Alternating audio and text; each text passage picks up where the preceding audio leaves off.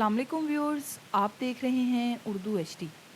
Viewers, तारीख पढ़ने पर मालूम होता है कि जंगें, शहजादे, बादशाहतें, इन सब चीज़ों के किस्सों से तारीख भरी पड़ी है। मारवा नहर के शेर के नाम से तारीख का किस्सा बनने वाला बाबर पै दर पै शिकस्तों के बाद हिंदुस्तान में मुगलिया सल्तनत की बुनियाद रखने वाला बाबर मुसलमानों का एक तबका इसको अगर गाजी करार देता है तो हिंदुस्तान कट्टर हिंदू इसको एक गासिब जालिम लुटेरे के तौर पर पेश करते हैं। बहरहाल गिर गिर के उठने के हौसले से अगर अंग्रेज़ी की किसी स्कूल की किताब में मैंने ये नज़म पढ़ी थी जिसका अनवान ट्राई अगेन नज़म में वाले किंग ब्रूस और मकड़ी का किस्सा है।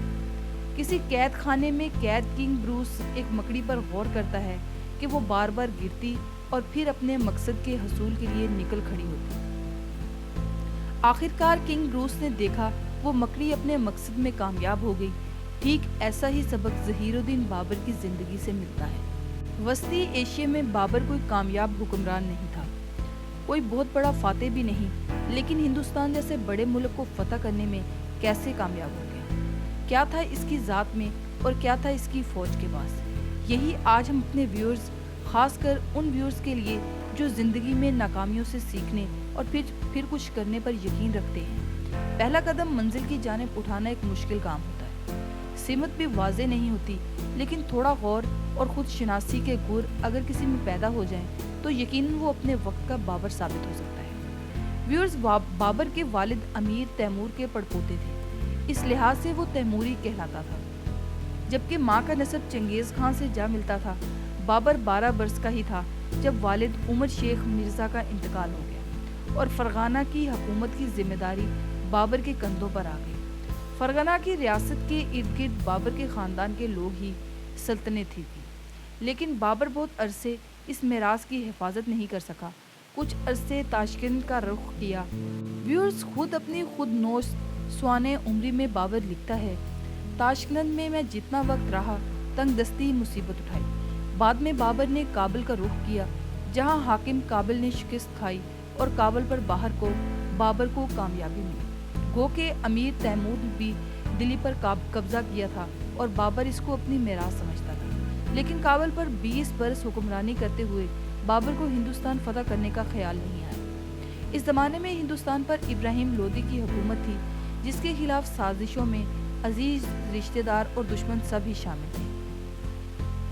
पंजाब के हाकिम दौलत खान लोदी, इब्राहिम लोदी के चचा आलिम खान, मेवाड़ के हाकिम राणा सांगा ने खुद खत लिख कर बाबर को हिंदुस्तान पर हमले के लिए बुलावा भेजा।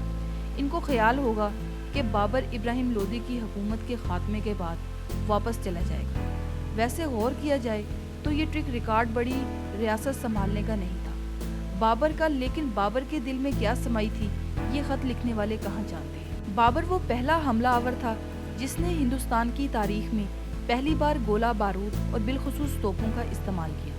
तोपखाने के बारे में बाबर के अपने अल्फाज ये हैं, तोपखाना सल्तनत के ताले और चाबी हैं। अगर अल्फाज पर गौर किया जाए तो ताले से मुराद दिफा में तोपों की अहमियत को तस्लीम करना, और अगर हमले की बात तो भी तोपखाना अहम तरीन गोया एक चाबी। 1526 में पानीपत की पहली जंग लड़ी गई। तोपखाने ने इब्राहिम लोदी के खिलाफ जंग में एक अहम किरदार अदा किया। इसी तरह बंदूक का इस्तेमाल पहली बार बरे सगीर की तारीख में हुआ। पानीपत की जंग को मशहूर मौरिख पॉल के डेविस पानीपत पहली जंग को दुनिया की 100 तारीखी जंगों में शुमार करते हैं। 8 गुना बड़ी इब्राहिम लोदी की फौज ज़हीरुद्दीन बाबर के हाथों शिकस्त एक गैर मामूली वाक़या था। जंग में इब्राहिम लोदी को न सिर्फ शिकस्त हुई बल्कि वो मारा भी गया। लेकिन बाबर इस जंग के बाद बाबर और उसकी अफवाज को एक और दुश्मन का सामना था। व्यूअर्स, राणा सांगा इन्हीं शख्सियात में शामिल थे जिन्होंने खत लिखकर बुलवाया था बाबर को। लेकिन जब इन्हें मालूम हुआ कि बाबर की निगाह सिर्फ फतह तक नहीं बल्कि वो हिंदुस्तान में हुक्मरानी की नीयत से मुतहरिक हो गया, तो खैर सगाली दुश्मनी में तब्दील हो गई। राणा सांगा के साथ जंग में एक वक्त ऐसा भी आया जब बाबर ने देखा इस जंग को जीतने का कोई इम्कान नहीं, तो इसने अपनी फौज के सामने एक ज़बरदस्त तकरीर की। व्यूअर्स, फौज पर इस तकरीर का असर हुआ और राणा सांगा मैदान जंग से फरार हो गए। खैर, इस जंग के बाद भी बाबर को हिंदुस्तान की गद्दी आराम से नहीं मिली। بلکہ اس کو اپنی حیثیت منوانے کے لیے مختلف علاقوں کے سرداروں جن میں راجپوت اور افغان دونوں شامل تھے جنگیں لڑی۔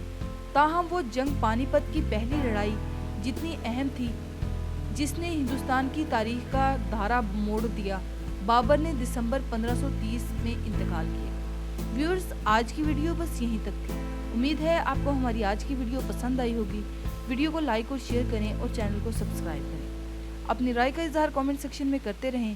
Thank you for watching this video. Keep watching Urdu HD۔